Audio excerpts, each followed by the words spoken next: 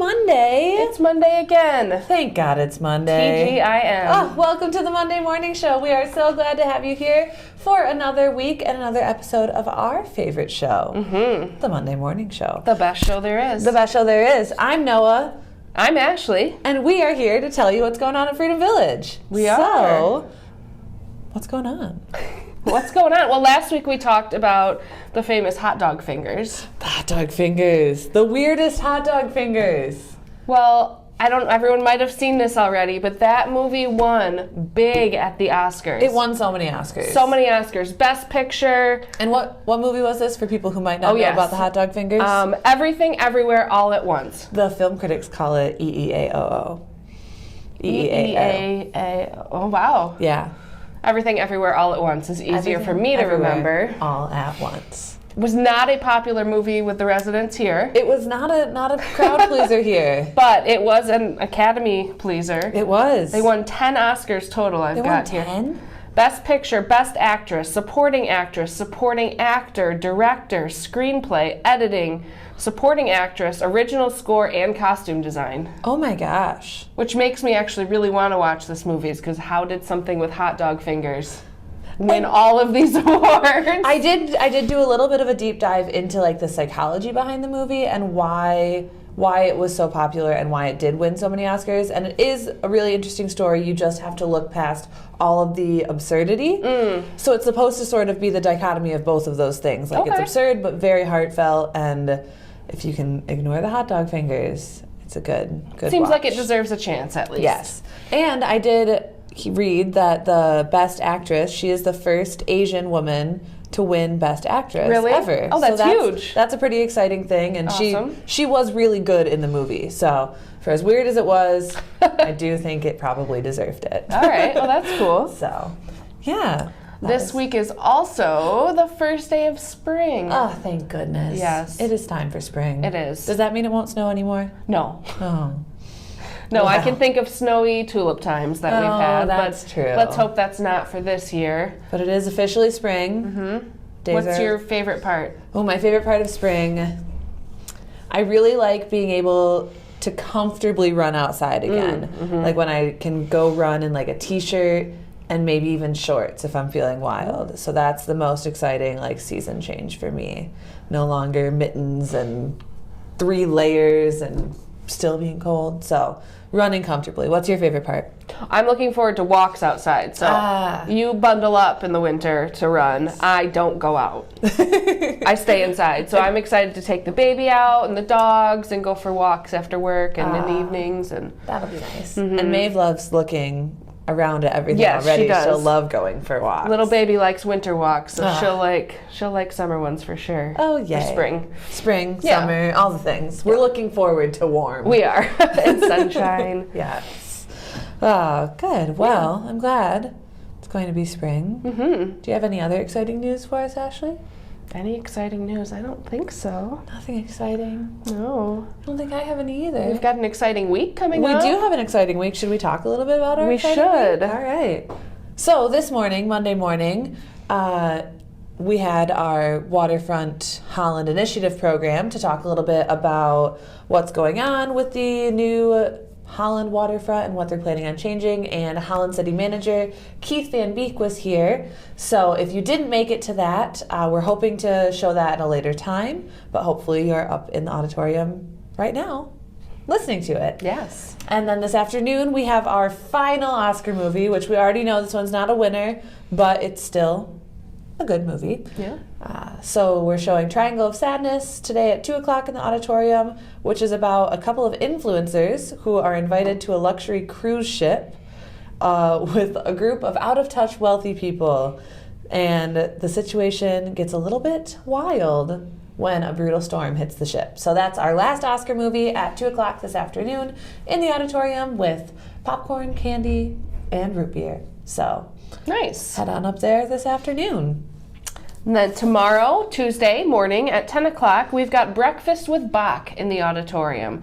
So in March is Johann Sebastian Bach's birthday, and to celebrate this, we're going to have a classical breakfast with classical music in the background, and just a good time to enjoy friends and neighbors. Come on up to the auditorium about 10 o'clock. And breakfast is the best meal of the day, so it should be a good time. I'm glad that's on a Tuesday when I'll be here, Yes, so I can have some breakfast. You get to enjoy breakfast too. Yes. Perfect. And then Wednesday, we have musical reminiscing at 2 o'clock in the atrium with Janice Sweats playing the piano. And she might be accompanied by somebody to sing. Uh-oh. So it'll be a fun Wednesday sing-along. I'll be singing, and Janice will be playing piano. So hopefully you'll be down in the atrium at 2 o'clock on Wednesday. I always have a lot of fun doing that, so it should be a good time.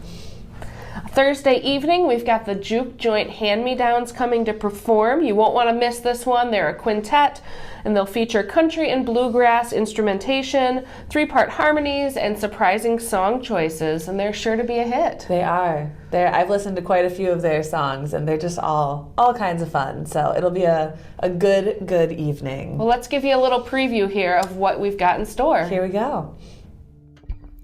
The Bible says in Noah, having been adrift for weeks, sent out a bird and it returned with a leaf held in his beak.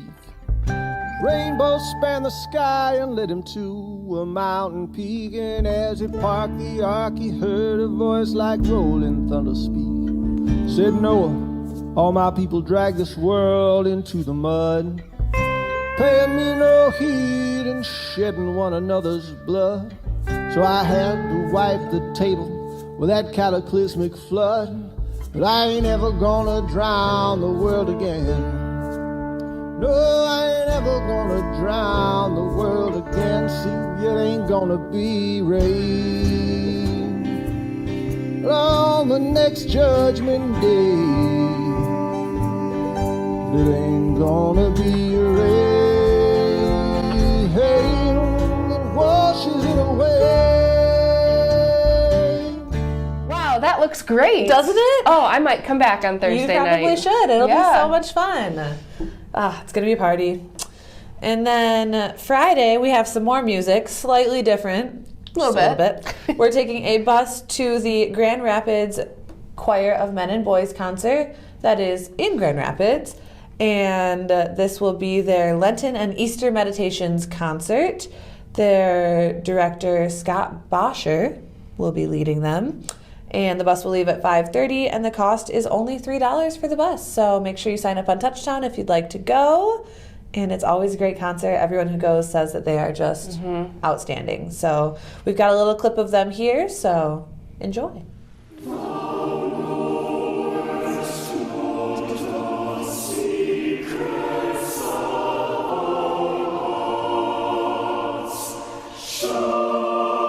My name is Scott Bosher, and I direct the Grand Rapids Choir of Men and Boys, now in its 20th year serving West Michigan. We specialize in the music of the English cathedral tradition and train choristers in both musicianship as well in performing the music that ranges from Renaissance composers as Wilkes and Gibbons and Byrd through the composers even composing for today, John Tavener and Judith Weir.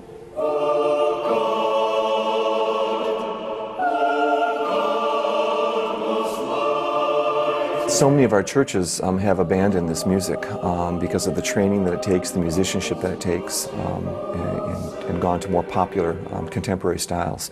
So I think we're trying to maintain that benchmark. We're trying to be the torchbearer here to continue this music because there just simply is nothing like it. We have boys that come from schools all over West Michigan, from as far away as Rockford and from Holland. We have boys that are in charter schools as well as private schools and public schools. The boys are schooled both in reading music and musicianship and music theory, as well as learning the music for the upcoming performances that we're doing. They come in not knowing quite what they're going to be getting involved in, and they end up falling in love with this music. We have, in this term alone, I had an older brother of one of the boys come to me at one of our performances and say, could you please get my brother to stop singing? He never stops singing around the house. And parents tell us this too, they're singing all the time. My two sons, whose voices have now broken, sang in the choir for 5 years. And we noticed that too. They'd be shooting baskets out in the front yard, and they'd be singing a psalm setting by Mendelssohn of "Oh, for the Wings of a Dove." I think a lot of times they weren't even aware that they were singing. It just becomes a part of their daily existence. Well, that looks like a good week. It's going to be a good week. Great week. A musical week. A really. musical week, We've got a lot of music happening. We do. So that should be really fun. We've got lots to look forward to this week. I'm excited. Me too. So next week, we're going to kick off a new segment of the Monday Morning Show. We are. We're super excited about this. We're starting to get more of you involved. We're going to have interviews with residents, led by residents. Yeah. And we've got a little sneak peek of our very first one with our own Jim Neville right now. Here we go. Watching anyway. I'm Joe Kuiper, and this is Jim Neville, and we're going to have a little conversation this morning. But let me go way back and say, was music always in your field? I'm talking about music now. Was that always in the background of your mind? Music was always in my background because my mother was a music teacher and taught voice after she graduated from college. She was a soprano soloist and had one of the most glorious soprano voices you could ever imagine in college. And so I've always said a good minister should have a little ham in him once in a while because it makes a difference in the pulpit. Did you catch that, folks? A little ham? It's okay. Maybe some bacon too, but anyway. So that's a big part of preaching, is not only what you do on Sunday morning, or in our case at Vespers here, but a lot of it is counseling as well. Special training and counseling, or do you develop that as you go along? I laugh because my first day after being ordained, in my first congregation, there was a knock at the door the next morning, and it was a woman who said, "I need help. My daughter is being beat up by my son-in-law. What can you do?" I had had no idea what to do. We had had no training like that in seminary at all. You're sort of thrown out to the wolves now. But that, to be hit with that the first morning after ordination, and then have to go and deal with this and figure out how to handle this with somebody, that was very foreign to me. We said, oh, the church is on fire. Everybody out. And so the organist immediately played Onward Christian Soldiers, and we all marched out. I know you do Vespers on Sunday afternoon, and when it doesn't happen, during COVID, that was really a sad time, and we really needed that. But do you look at the people here who come as your congregation then?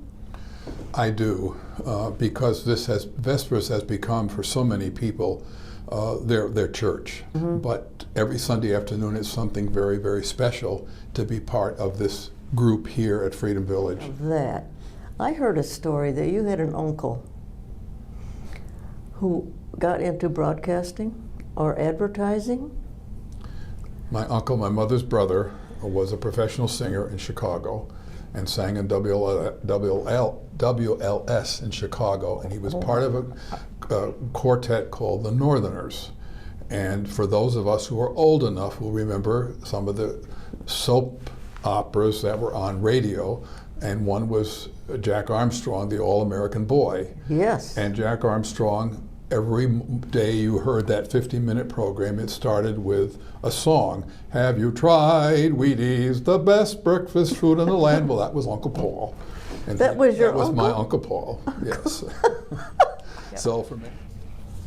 Wow, Joe just does such a nice job interviewing people, doesn't really she? does. She's so great at that. And Jim, I learned so much about Jim in that interview that I didn't know. You want to make sure you tune in and learn a little bit more about our residents, and we're excited to get this segment started. Yes, so it should very be fun. excited.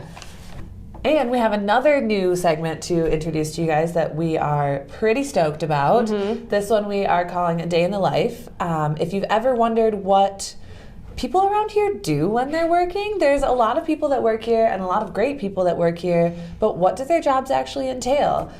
We have started interviewing some of our fellow employees to see what a day in their life at Freedom Village looks like. So.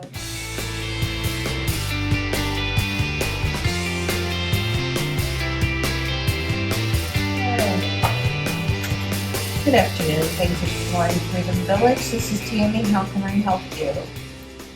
Okay. Hi, Tammy. Hi, Can you introduce yourself for the residents here?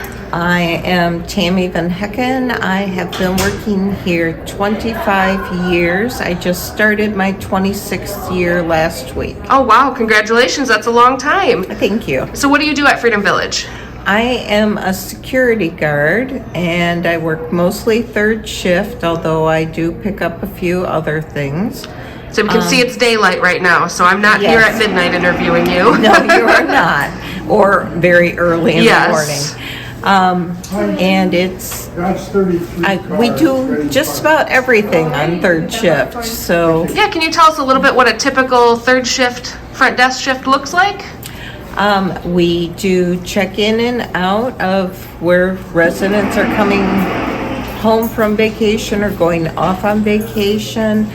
We deliver birthday cards and paperwork, all that lovely in-house mail that you get in your folder outside your door. So when they wake up to information, that comes from you at night? Yes. You deliver it? Yes, Awesome. yes, so. And then we also do rounds through the building, outside of the building, and we respond to emergencies. So you help keep people safe, keep the building safe. That's fantastic. Yes. What is the best part about your job? You've been here for 25 years, so you must enjoy it. I do. I like interacting with people. Having worked the past 2 days during first shift all day, third shift is a little bit slower, so it's a little quieter, and I just like helping the people. Fantastic. I think that's part of why we're all here. Yes. Anything else you'd like to share with the viewers? No, I think it's been a great place to work. Most of my aunt used to work here. My mother worked here. She was here from the second year that Freedom Village was open. She was here for 6 years, and in her 5th year is when I started. Wow. So, and then I inherited her job. She was a third shift receptionist. So I started as an on-call driver, then went to third shift receptionist, then went to security. Wow. So, and my daughter worked here for 18 years. That's part of what I love about Freedom Village. It's a family affair. There's so many people here who've had different family members that also work here. Right. Right. It's nice. Yeah, well, thank you so much for giving us a little glimpse into your day and evening. Yes. And if you're around between, 11 and... Midnight and 8 in the morning. Midnight and 8 a.m. If you can't sleep, come say hi to Tammy at the front desk. There you go. Thanks, Tammy. You're welcome.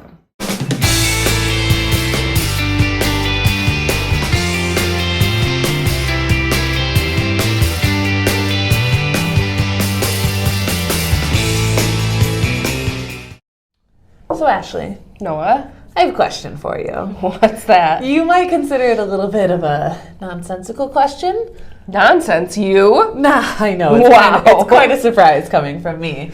But my question for you is, how fast was the first person given a speeding violation in the U.S. going? Speeding violation. So this was a long time ago. In a land far away. But not really a land, kind of close to here. All right. We are here. Let's see. I'm going to guess 30 because cars couldn't go nearly as fast as they can go today. Well, your first mistake was thinking it was a car. Oh.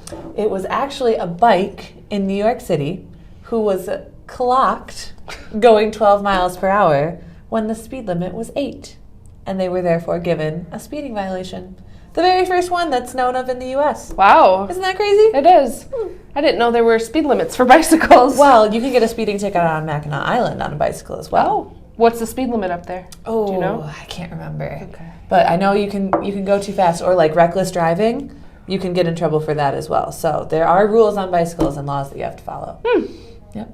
Who knew? Who knew? Now you know. Now you know. The more you know. The more you know. It's Monday morning, and you know what that means. It's time for nonsense. Nonsense with Noah. Let's hit the halls. Oh, my question is, how fast was the first vehicle that was given a speeding ticket in the U.S. going? 15 miles an hour. 15? That's a good guess. I'll say 45. 45? I'll say 20? 10? 35? 25? Well, Madeline was the closest. It was 12 miles per hour. And it was a bicycle. Oh, And the speed limit was 8. I guess a bicycle. Isn't that crazy? It is. Hi, Noah. Hi, Tim. I have a question for you. I have an answer. Well, my question is, how fast was the first vehicle in the U.S. going when they were given a speeding violation? 25. Close. They were going 12. It was a bicycle, and the speed limit was 8. As it should be. Hello, Fran. Well, hi. Hi, may I ask you a question? Yeah. My question is, how fast was the first vehicle going that was given a speeding ticket in the U.S.? How fast were they going? Probably 25. 25? That's a good guess. They were going 12 miles per hour. Oh my goodness. Isn't that crazy? Yeah, that is a little crazy. Thank you. This one is, how fast do you think the first vehicle that was given a speeding violation in the U.S. was going? How fast? Not very fast? 37 37. That's very specific. in a 25 mile an hour zone. Oh, and you, okay, all right. And Stacy, how fast do you think? I don't have any idea. Well, I have to pass. all right.